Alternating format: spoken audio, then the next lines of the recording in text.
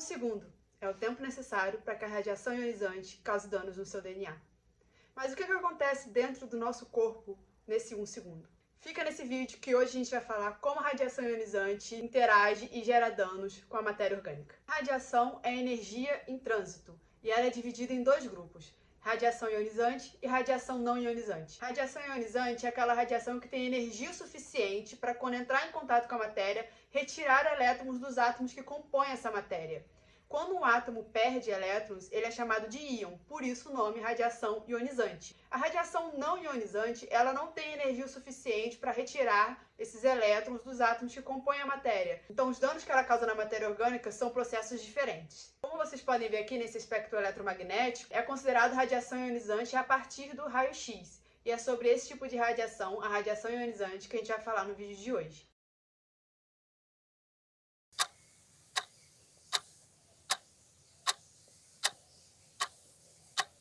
A fase 1, que pode ser chamada de fase física, demora cerca de 10 a menos 18 segundos para acontecer e é o momento de interação da radiação com as células. A interação da radiação ionizante com a matéria vai depender do tipo de radiação e ela pode ser partículas carregadas ou partículas neutras, que são os fótons provenientes das ondas eletromagnéticas, como raio-x e raio gama. As partículas carregadas são consideradas radiações diretamente ionizantes e as partículas neutras são consideradas radiação indiretamente ionizante. A interação da radiação de partículas carregadas com a matéria ocorre por força elétrica. Quando a partícula adentra a nossa pele, ela vai interagindo por um longo caminho por onde ela passar, atraindo ou repelindo elétrons dos átomos por causa do campo elétrico coulombiano que essa partícula possui. As partículas carregadas, como as partículas alfa e beta, elas interagem diretamente com os átomos das moléculas de DNA, e é por isso que elas são consideradas diretamente ionizantes. A interação da radiação de partículas neutras, que são os fótons, elas não acontecem diretamente com o DNA,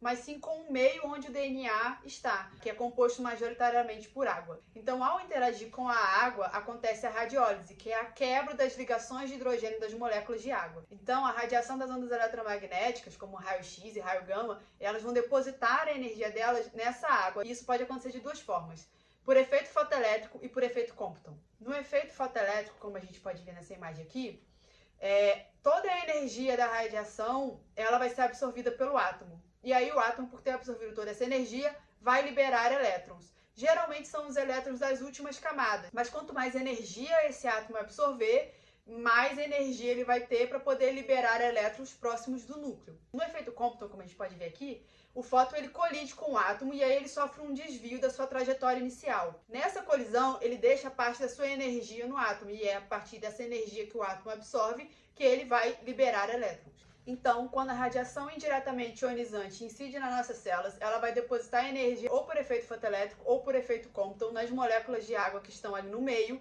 e isso vai levar à radiólise. Com a radiólise, a gente vai para a fase 2.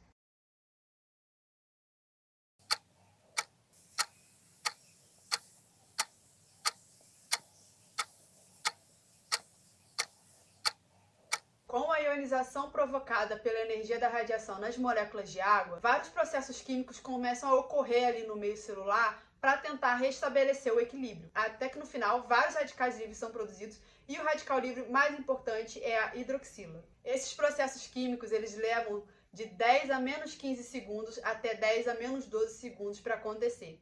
E aí a gente vai para a terceira e última fase.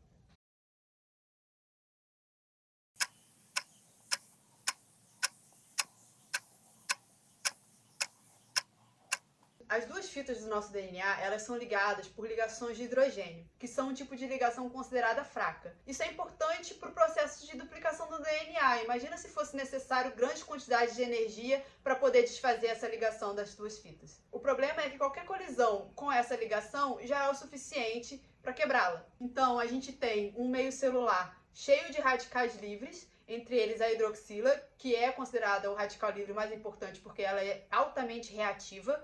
E aí esses radicais livres, inclusive a hidroxila, começam a interagir com o DNA e isso gera danos na ligação das fitas. Esse processo de interação dos radicais livres com o nosso DNA dura cerca de 10 a menos 12 segundos até 1 segundo. E aí o dano está feito. Os danos mais importantes causados pela radiação no DNA são a quebra simples da fita de DNA, que a gente pode ver aqui, que geralmente é causado pelas radiações indiretamente ionizantes, né, pela interação dos radicais livres com a molécula de DNA. E também tem a quebra dupla da fita de DNA, como a gente pode ver na imagem aqui, que geralmente é causada pelas partículas carregadas. Mas calma, que nem tudo está perdido. Depois desse 1 segundo, o corpo começa o processo de reparação. O nosso organismo tem vários mecanismos de tentar reparar esses danos causados no DNA. Uma quebra de fita simples, por exemplo, ela consegue ser reparada em alguns minutos. A quebra da fita dupla, ela é mais complexa e, dependendo da gravidade, ela pode levar algumas horas para ser reparada ou não conseguir ser reparada. Quando o dano é muito grande ou quando muitas células são danificadas de uma vez só, que foi o que aconteceu, por exemplo, no acidente de Chernobyl, o corpo não consegue reparar todos esses danos e aí as células vão entrando em morte celular. Dependendo da dose absorvida, em questões de horas, dias ou meses, o organismo vai à falência. Em doses não letais, os danos no DNA que não conseguem ser reparados levam à mutação e ao surgimento das células cancerígenas, que é a informação mais difundida por aí, que a exposição à radiação causa câncer. Agora você já sabe um pouquinho mais como ocorre esse processo. Ainda há muito para se estudar sobre como acontece o processo de interação da radiação com o DNA e tem muita pesquisa sendo feita na área. Se você gosta do assunto, eu super recomendo você assistir a série Chernobyl da HBO. E se você gostou do conteúdo, deixa seu like, compartilha e a gente se vê no próximo vídeo.